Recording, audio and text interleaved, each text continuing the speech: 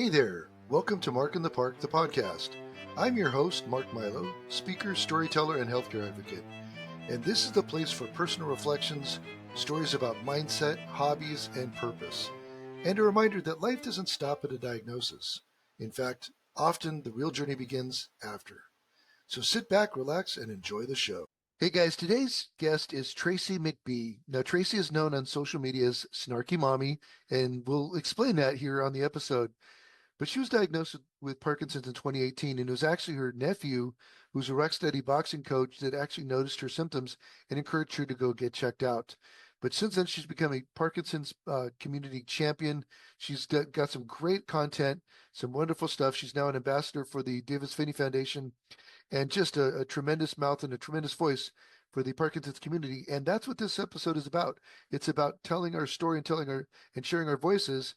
And Tracy had some great insight into this. I thought she'd come on and be a great guest to talk about this. So guys, sit back, relax, and enjoy this episode with Tracy McBee, Snarky Mommy from social media. You guys will love it. Take care and God bless. Hey everybody, and welcome back to another episode of the Mark in the Park podcast.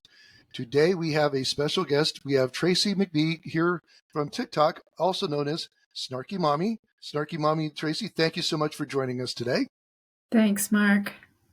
I am so excited to have you here because I think that you brought up something that I thought was a fantastic input on something. We did a show, and we've done shows and conversations about people telling their stories about Parkinson's. And that's really what this podcast is about. It's about letting people tell their stories about their lives. And it doesn't have to be necessarily about Parkinson's, but just telling their stories. And right now, it's such a critical time to be telling our story from the Parkinson's community standpoint, because there's so much at stake.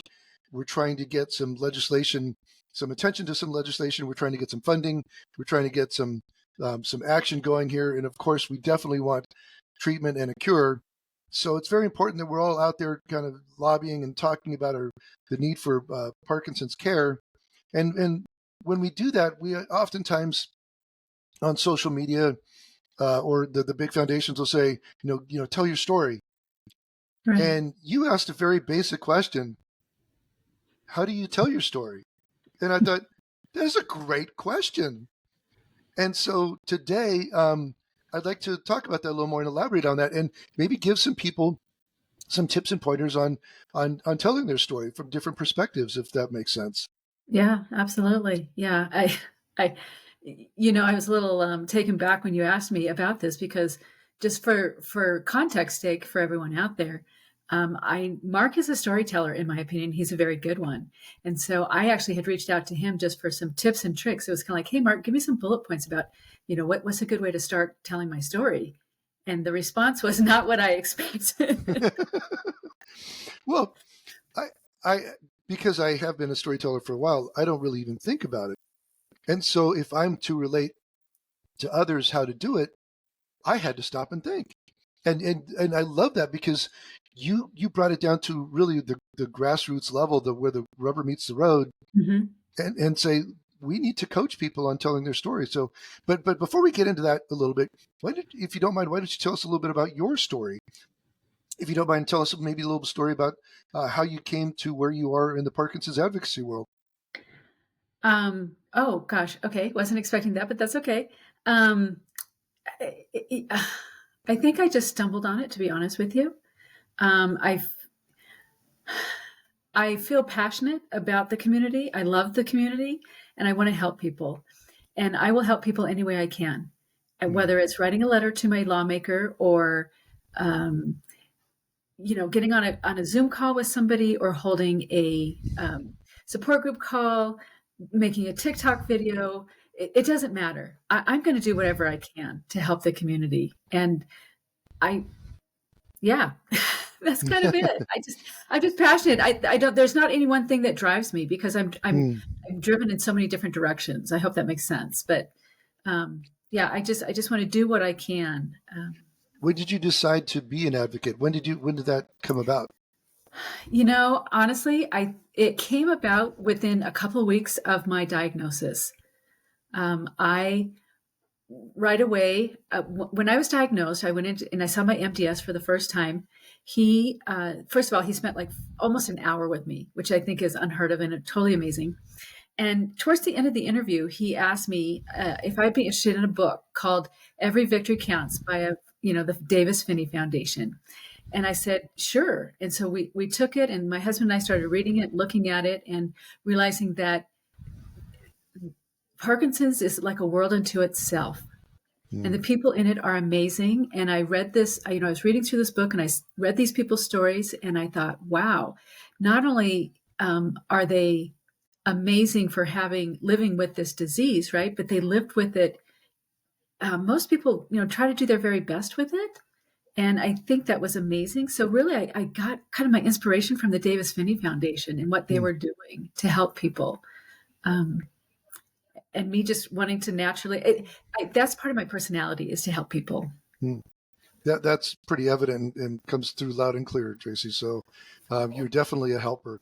Now, what year was this when you were diagnosed, if you don't mind asking? 2018. So it was just knocking on COVID. Right. Gotcha. So it's 2025. So if my math serves me correctly, that's about 7 years. So there we go. Yes. Mm-hmm. Yeah. Yep. Gotcha. So with that, you are one of the active people I see on TikTok as an advocate. Your posts are very poignant. They're very targeted. They're very applicable, and you have a support group that you've organized too, right? Mm-hmm. Yeah. So my nickname is Snarky Mommy. That came about when I started having apathy, and with that apathy came some kind of personality changes. Yeah. When mom starts getting grumpy and lets curse words fly when they don't normally, right? The kids are like, whoa, right? And my husband too. And so one day he just looked at me and he said, would you just put Snarky Mommy back in the box, please? I was like, oops.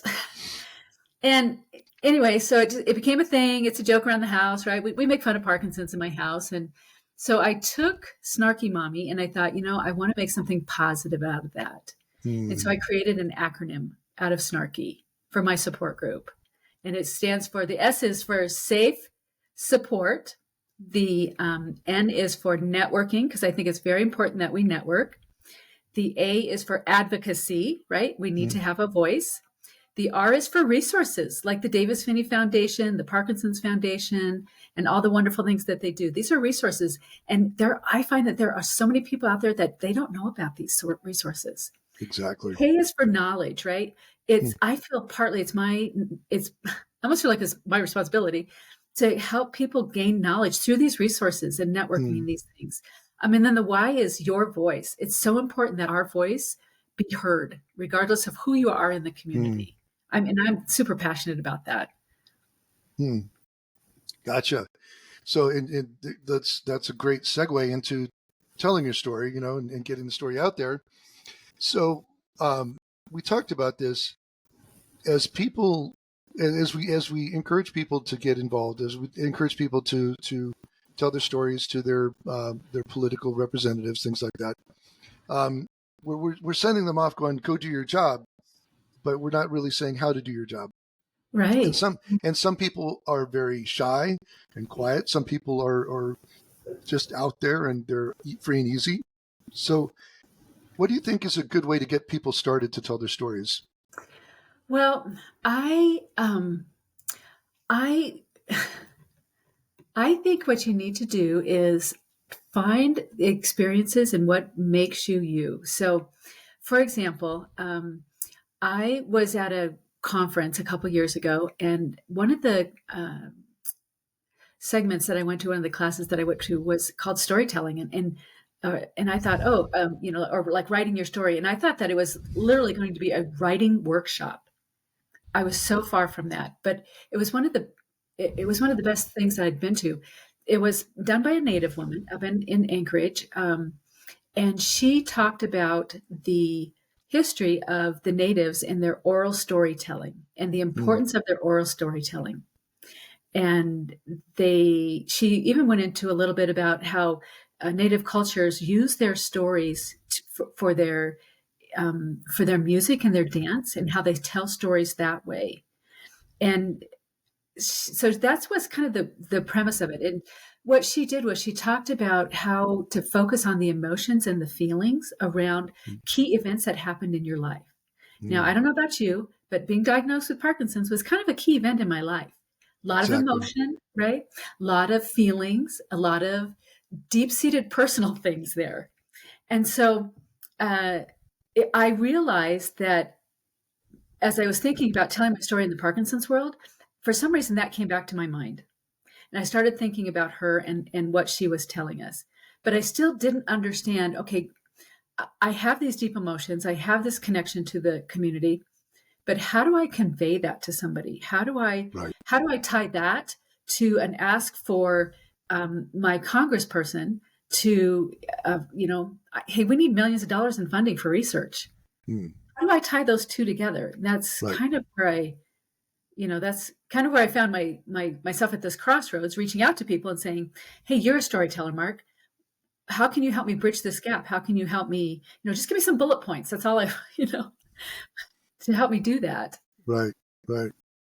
Well, and for me, when I think about telling my story, um, and this is how I think. Everybody thinks a little differently, but this is how I think. As I get ready to tell a story, I'm going to look at it from what perspective am I going to tell the story. So, for my sake, um, when I talk about my advocacy, it took me a long time to actually adopt the term advocate. I thought advocates were people that were out there that have college degrees and they know all about the disease, those things. And I finally got it through my head through a lot of people uh, that an advocate is somebody that just honestly is somebody that a spokesperson for a condition or a cause or whatever else. And in this case, it's Parkinson's. And so when I look at that, for those of you who are out there that are maybe a little shy and timid, one thing I want you to remember is your story matters. Your story counts. If you're telling your story, if you're a person with Parkinson's, or let's say you're a caregiver for somebody with Parkinson's, your story matters. There's details in your story that no one else in the world experiences, so it's Yeah. significant. And here's the thing: you have knowledge and information that other people don't have, and they don't even know that they don't have it, and they don't even know that they need it. And so Right. when I take it from an advocate's level, I start there. And I actually did a conference in Las Vegas, spoke at a couple conferences. And this is actually what I led with was understand you have knowledge that they need that they don't even know that they need. And when you start there, you think, well, my story is a small story. It's inconsequential. It doesn't matter. It does matter. To somebody that doesn't know about Parkinson's, you talk about the smallest things about the changes in your life, and they will many times you'll find them look at you blankly and go, "I didn't know that." And the more you hear that, the more you realize your story is unique and it's also powerful in that way. Yeah. So you don't have to have a large, um, whole thought out story to tell.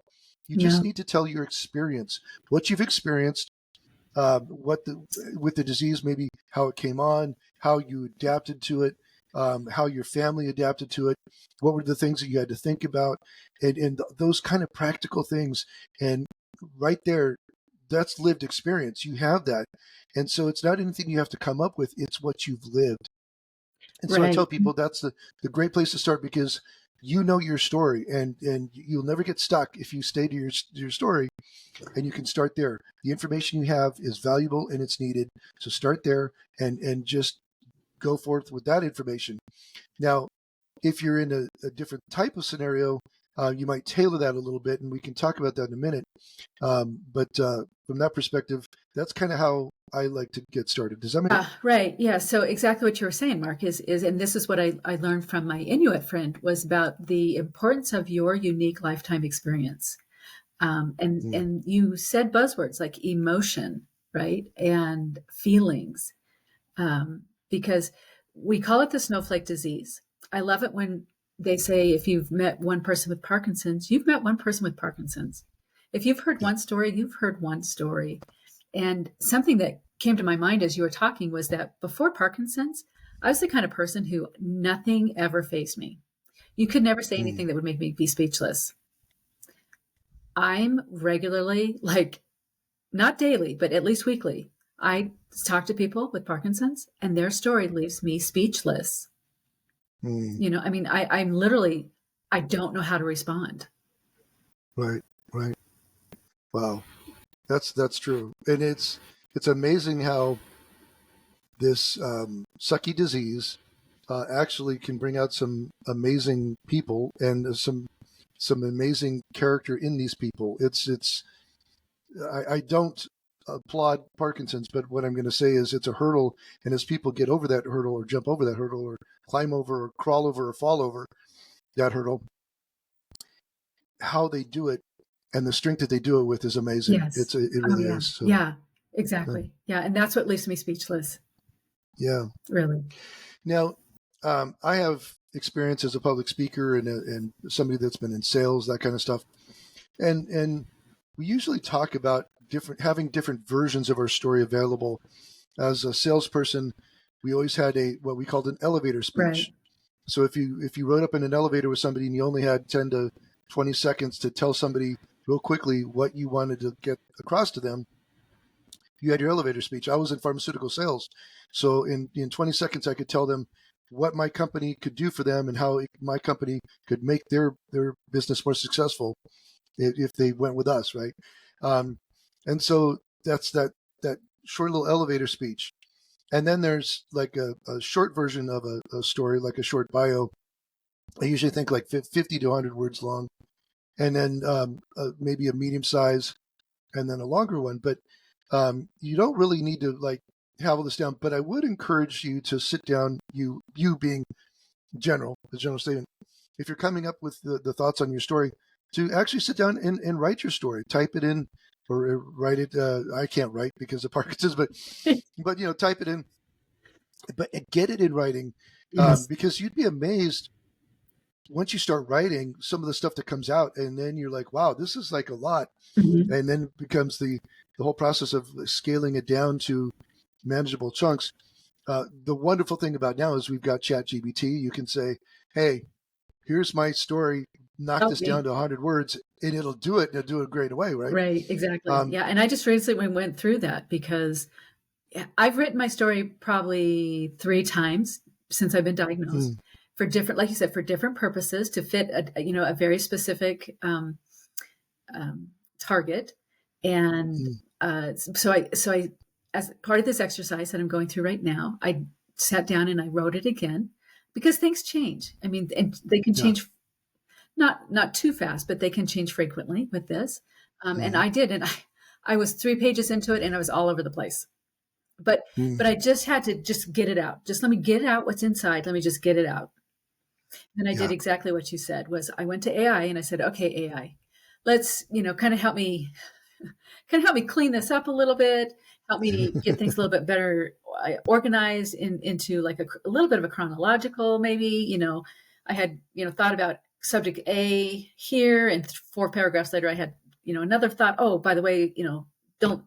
I want to mention this. And so, yes, I'm with you. AI is phenomenal to help us with that. Absolutely. And by the way, a little bit of a plug here.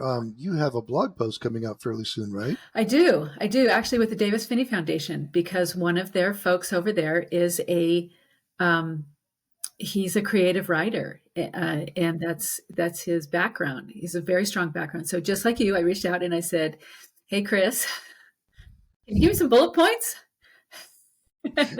He said, well, how about we do this instead and help other people out? So I guess my question was one that must resonate out there and be needed. That's all I can figure. And so I appreciate you having the vision to have me on to talk about this so that we can help hopefully inspire other people to, for whatever the reason that you want let me try that again. I have Parkinson's. My name's Tracy. I have Parkinson's. And sometimes exactly. I can't talk. Anyway, for whatever reason that you want to get your story out there, just, hopefully this helps and we can help you get your story out there. because the more people that hear the story, um, the further our community will be to a road to the cure and better medicines and just everything that we need. But our voices have to be heard, and telling our story is one of the ways that our voices can be heard. Yeah, absolutely. Absolutely. You know, I have a couple of thoughts that I want to come across. Let's do thought number one here. It doesn't have to be a long story. In fact, I would encourage you to keep things simple. And by that, what I mean is, I was fortunate enough that when the Michael J. Fox Foundation was scheduling time before our lawmakers, our House and Senate representatives, and here in Arizona, they're meeting with different people from the Arizona House and wanted to get support for the bill to end Parkinson's. They asked me to be one of the 4 people with Parkinson's to talk on behalf of the Parkinson's community of why we need this to be done, right? And I like the way they did it. The Michael J. Fox Foundation gave all 4 of us one topic to cover and said, you're going to have 3 to 4 minutes. And so focus on one topic for that amount of time. And so when we spoke, it was targeted, it was specific to this topic. And what I was asked to speak on was the medication for Parkinson's. And when I was talking to this representative, her office, and I said, yeah, the drug, the only drug that we have that manages our symptoms, doesn't cure it, but manages it, is something that came out in the 50s and early 60s. And we're still using that. And that's the only thing that we have. And oh, by the way, long-term use of that medication is bad for us. Right. And she just like, what? I know. And I'm like, she literally asked me to double check my facts. I'm like, and everybody at the table is like, those are the facts, right? And so I didn't have a lot to say, but what I said definitely Absolutely made an impact, right? Yeah. And so there's just an encouragement there that you don't have to have a lot to say. Just focus on what you're saying and really what the story that you want to get across. For me, I'm passionate about that, again, because I was in the pharmaceutical industry for 23 years. And I've got some certain opinions about the pharmaceutical industry. Some of it, most of it is not very good. And so I have a lot of passion behind that. So that's why I had that as my chosen topic. But which, by the way, that's another thing. Yes, they allowed me to choose the topic, and I chose a topic that I was passionate about. Yeah. Because I actually have a friend that's at a conference this week, and the keynote speaker, getting a little off topic, but this applies. The keynote speaker was talking about how everybody uses ChatGPT for their resumes nowadays, and how you set yourself apart nowadays to get other people's attention is by your energy. And so if you're passionate about something, you know, you may have the same qualifications, but if you're passionate, people listen to that passion. It'll come. And so I'm out there like harping on the need for medication with a passion, and that definitely got some attention. So sure, and it's not hard to relate that, like you said, it's not hard to relate that. And I just, if you don't mind, I'd like to share what I wrote for my blog post specifically about medication. Yes. I was giving some examples about that, and this is what I said. I was born in 1965. In that same era, the world watched as we reached for the moon, powered by groundbreaking new technology. Around that same time, a groundbreaking medication for Parkinson's was developed called levodopa. Today, that technology from the moon race sits in a museum. I still take it every day. In a world of smartphones and rovers on Mars, the best tool we have to fight this disease is a relic from the past. Wow. Wow. That is great, Tracy. I mean, you have a way with words there. That's amazing. I love that. You know, so can our words and our story have an impact? I know they can, but how do we do it? Yeah. Well, one way is that you shared right there, the written format, right? And so just to touch on this, some people can communicate very well orally. They're not very good writers. Other people, the exact opposite. Some people write really well. They gather their thoughts much better in front of a computer or laptop. And what's written comes out so much more fluid, understandable, whatever, through the written format. So that takes me to the second thing that I wanted to talk about. How you say your story is up to you. And again, whether it's written, whether it's oral, or I just want to throw this out there. You mentioned this Inuit tribe, the oral stories, the oral histories influenced their dance and their song. Okay.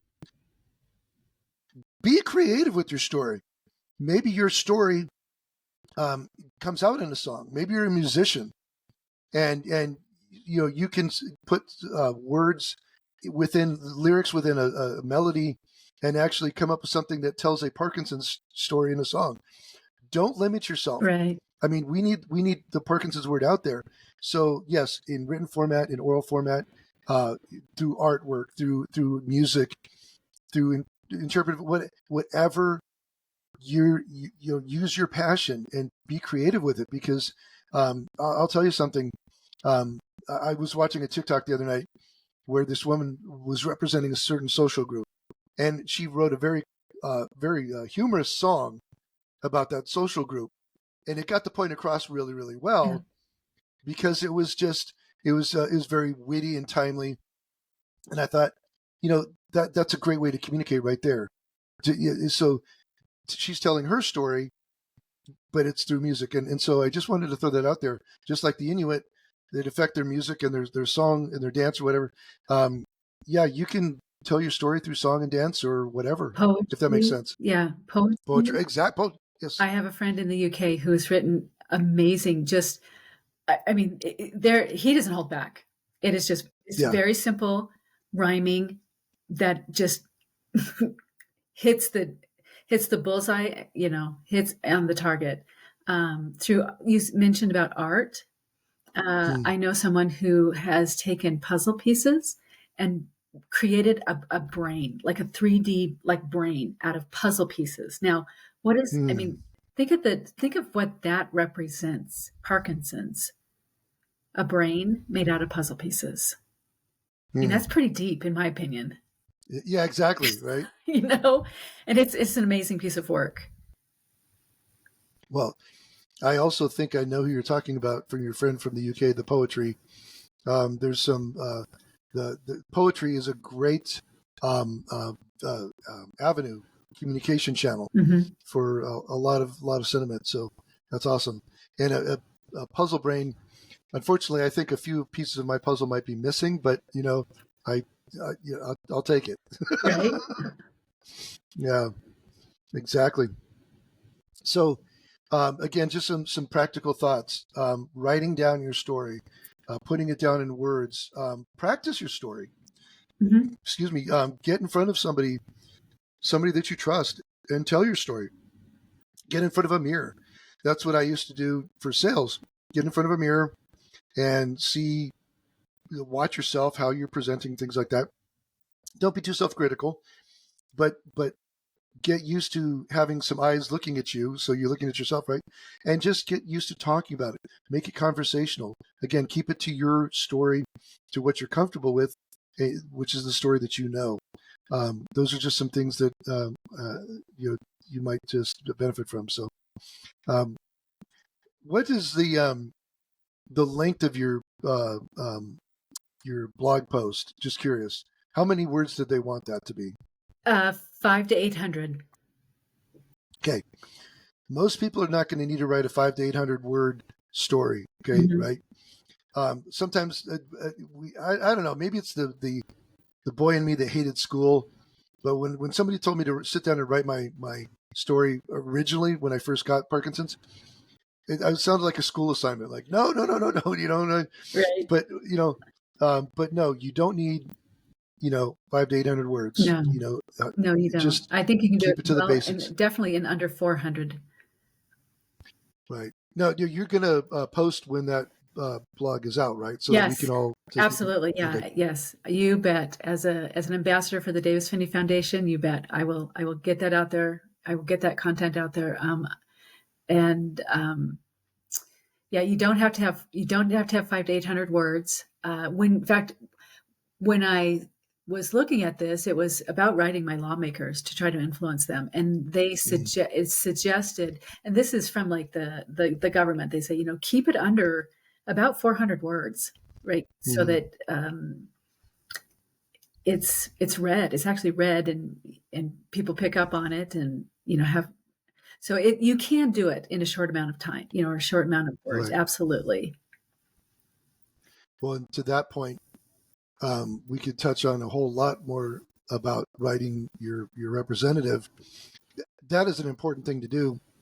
And one thing that I love is a lot of the foundations, Davis Finney, like you said, the Michael J. Fox Foundation, Parkinson's Foundation, they have resources that help guide you. When you go to their websites, they will have resources on their website to guide you into how to contact your representative. And I love that because these foundations, I mean, they're foundations, and no foundation is perfect. But I will tell you, the ones that we're talking about here, the Davis Finney, Michael J. Fox, Parkinson's Foundation, ADPA, they're doing a lot of really good stuff. No foundation is perfect, but there's a whole lot of good people doing a lot of good things.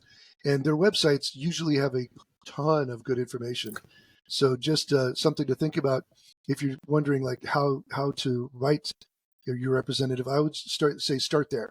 Go to the organization that of your choosing and to look at their website and see if they've got something about writing your representative, or there's actual blog posts on there about that as well. Yes, yes, they are wonderful. It's amazing what is out there for us. Yeah. So you're a storyteller too. You tell stories online. You tell stories, and like I said, when you're doing your posts, you're very clear. You're very concise, and you focus on topics, and I love that because you'll say it's almost like today's topic is, but you don't say it that way. But I love that because to the point about keeping your story short and not writing 800 words, right? By keeping it to a specific topic, you're not going to lose your audience.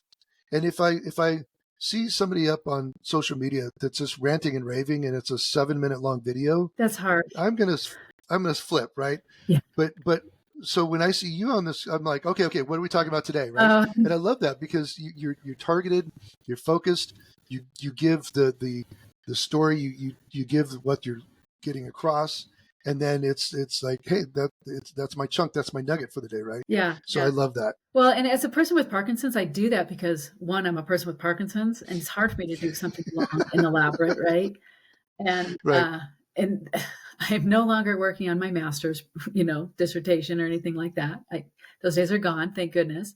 But I figure too that my target audience I'm going to assume that they have Parkinson's brain as well. And right. They want to be able to get something that's just that, I hate to say it, but a soundbite that they can just take away one nugget, right, and add it to their, one thing to add to their toolbox, like one screw to add to their toolbox. There you go. That's a good. I like what you just said there. This is today's episode of Mark My Words, because I love what you just said there, and I'm going to get on my soapbox here for a second. What you just said, I love that. Putting it in the toolbox analogy, I love that. As you get into advocacy, you can add tools to your toolbox. Some people all they do is woodworking. They only need tools that pertain to woodworking. Other people like yourself, you advocate a little more broadly. You need more tools in your toolbox. You get somebody that's really out there a lot in social media, like Esther.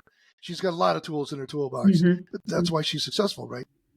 So when you're talking about advocacy, don't be afraid of that word. It just means that you're standing up for something, and you want to see something happen. So you're standing up to make something happen.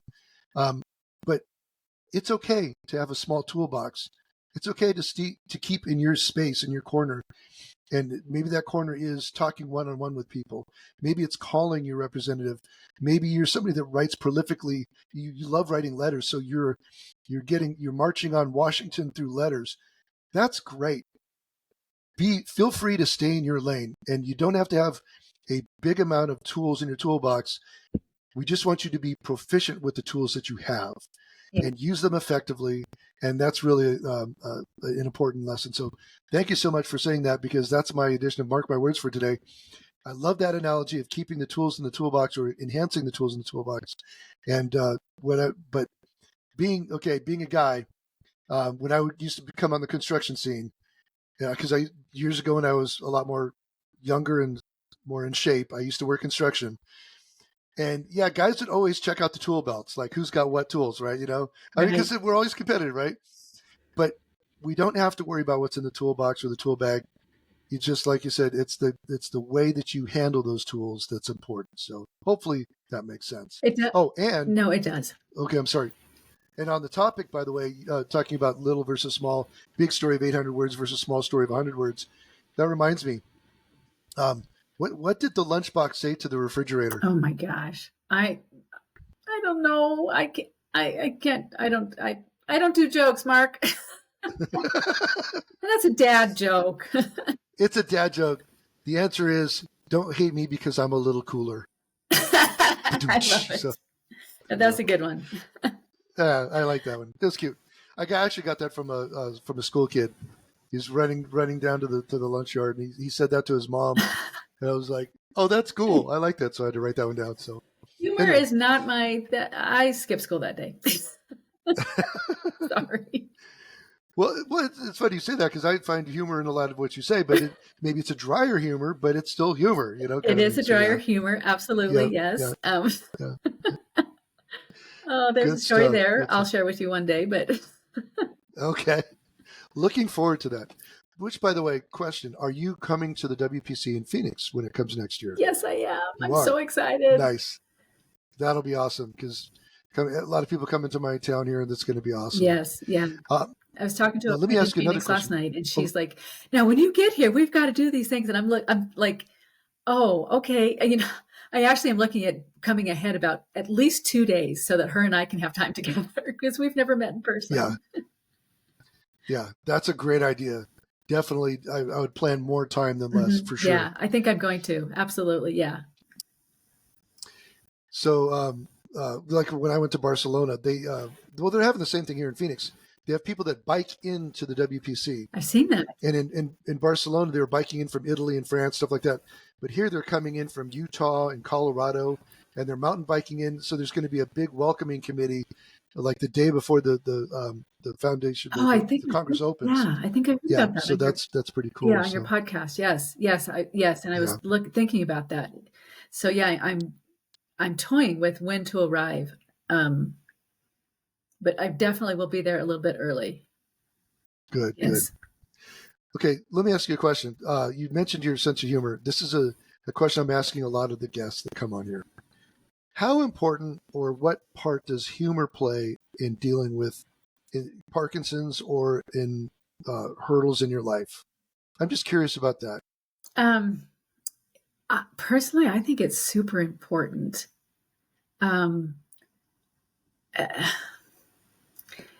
You have to, to me, it's all about balance. Everything is about balance. And if you take it too seriously, it'll weigh you down. And there's already enough stuff in the world to weigh us down. Yeah. Whether it's political, family, employment, it doesn't matter what it is. It does not matter what it is. There's so much negative out there, and we need we need a release, right? I agree. Well, I mean, you said it earlier that you joke about Parkinson's in your house, and I love that. I caught on to that right away, because that's how I deal with things. And if I'm not joking and laughing, that's when my friends that really know me get worried about me. It's like, Mark, Yes. Good stuff. I worry about me some days, because my husband will be very jovial and I'm not, and he'll be like, "Come on, lighten up," and I'll be like, "Oh, hold on, I'm too deep into my own like apathy or something." And I have to be conscious of that, to not let myself do that. Sure. Absolutely. Yeah. Okay, well, we've gotten to the point of the show. It's we're nearing the end of the show. This is the segment called "Get to the Chopper." Get to the chopper! Because we're getting to the hillside for the helicopters to come and basically take us out. So with that, what is the one thing that you want people to remember thinking back on this podcast today? It might even be something we haven't even talked about, but what's the one thing you want people to take away from today's episode? That your story matters. Your voice needs to be heard. I know a lot of people are very conscious, self-conscious, I guess, about it, and they're and maybe not have a lot of confidence, and that's okay, because there's so many things that your story can resonate with, and it's important for you to get it out. Things that we've not even talked about, Mark. Think about every time you go in to see your specialist, your MDS. You're telling him a story. What's happened from the last time I saw you to now, right? And how effective are you at telling that story? Because that has a direct impact on you, on the level of care you're going to get. Yep. All the way to where we're asking our lawmakers to please get a committee together for the National Parkinson's Plan and fund it, and let's move forward with this, right? I mean, and there's from literally from A to Z, right? Yep. That our stories need to be heard. And grassroots. Yes. It's all about a grassroots effort. And we've got our stories are our grassroots effort. That's right. Boy, I love that. You actually kind of stole my thunder, so thank you. Because I was going to right down that road. No, last year I was at a conference in Nashville and had a chance to talk to Dr. Michael Oken, and it was kind of he and I were chatting between a session, and he just kind of blurted out, "Our community needs to move." And I was like, "What?" And he goes, "We need a movement. Yeah, we really do need to be moving." Yeah. And then, this year he's at the same conference in a different city, but the book is, booked about ending Parkinson's. And I thought, now there's a guy that not only saw the vision to move, he put it together and put it in a book, right? Which I'm sure he was working on at the time last year, right? Yeah. But on top of that, the new chief medical officer for the Parkinson's Foundation, she's wonderful. She and I had a chance to get on stage together in Vegas to talk about what's called narrative medicine. And so she talks at length about how important it is for the doctors to hear the patient's story. Yeah. And so this is a doctor talking about the importance of that. And I find that fascinating because from a doctor perspective, for so long, all I've heard about is, they want to get people in, get people out, just like she is passionate about this narrative medicine, about patients being able to tell their stories, but also the doctors, the clinicians listening to the story. Yeah. Because it's not just one, it has to be both together. Yes. And I love that. And so, Sneha and I had a chance to talk about that. And she's wonderful, by the way. I just love that. So that's kind of where I was going with this too, is that there has to be a movement. The movement happens when we collectively have a voice that's raised, and every voice matters. And we also need not just to have our voices out there, we also need to have receptive ears by the clinicians, by those in healthcare. And that's a whole another topic that we could cover on another day. It is. But this has been great. Yeah, it is. And if I could just share just one, I have a thought. I just want to share something about what you just said in a real world setting. And that is, I was with my MDS. We were talking about apathy, and he was asking me some questions about it. And I said, really the best way I can describe it for you is let me have you watch one of my TikTok videos. And I pulled up the video, and he watched it. And it was one of those off the cuff, from the heart, under the covers post about apathy. And it left him speechless. I talked Yep. to a friend the other night who was having some problems, and I'd never seen, we were on video chat, and I'd never seen this man so disconnected. In fact, he's never been disconnected before. And he was so disconnected, and he said, well, I'm calling, obviously I'm calling my doctor first thing Monday morning. And I said, do you know what I would do is I would video yourself and get a video of what you're experiencing in front of them so that they can understand the urgency of what's going on, that something has literally something had flipped in him. Right. So that I said, show Well, them so that they can do that. my medication is due, and you can tell. I mean, but I oftentimes keep my hand down and out of the photo because I don't want it to be distracting, right? To your point, visuals catch attention. That's great suggestion, Tracy, because you're absolutely right. I bring up the movie Awakenings with Robin Williams and Robert De Niro. It's a hard movie to watch because it's about levodopa. It's not about Parkinson's, but it's about levodopa. Yeah. But there's the scene at the end where the levodopa is leading itself to dyskinesia in Robert De Niro, and Robin Williams is the doctor, and he's disturbed by what he's seeing, but Robert De Niro is insisting, get your camera, film this. And I think that was so good because it's unpleasant to watch, but that's why we have to have it seen. Yeah. So yeah, it is. good stuff. They Thank you, need Tracy. yes. They need to hear our story. They need to see our story. They need to feel our story. Absolutely. Well, Tracy, I have a feeling this is not going to be the last time you're on my show. Let me just tell you that. So, we believe it or not, we've reached longer than we normally go, which is fine. But Tracy, just how fast the time goes by, especially when you're having fun, and I'm having fun. So, Tracy, I just want to say thank you so much for being on. Thank you for having the foresight and the pragmatic thought to how do people tell their story and bringing that to light. And for everything you're doing as a Parkinson's advocate. I know you're representing the Davis Finney Foundation, but you really honestly represent the community as a whole. And I love what you're doing, and you're doing some wonderful things. So thank you so much for being on the show today. Yeah, absolutely, Mark. And I have thoughts. I hope I come back. Absolutely. And to my listeners out there, guys, thank you guys for listening. Thank you for getting yourself ready to tell your story. And I appreciate you listening. Make sure, guys, as you're out there, that you subscribe, that you like the podcast, all that other fun stuff. And guys, drop me a line if you want to give me some ideas on guests and things like that. But most importantly, guys, as you go out there today, I want you to remember, life is a journey. It's not about a destination. It's a journey. Keep going, guys. Keep exploring. And we'll talk to you guys next week. Take care. Thanks. Thanks for joining me on this edition of Mark in the Park, the podcast. If you enjoyed this episode, please like, subscribe, and leave a review. Your support helps more people discover the show. For show notes, updates, and future episodes, or to connect, head over to markinthepark21.com. Got a guest idea or a topic suggestion?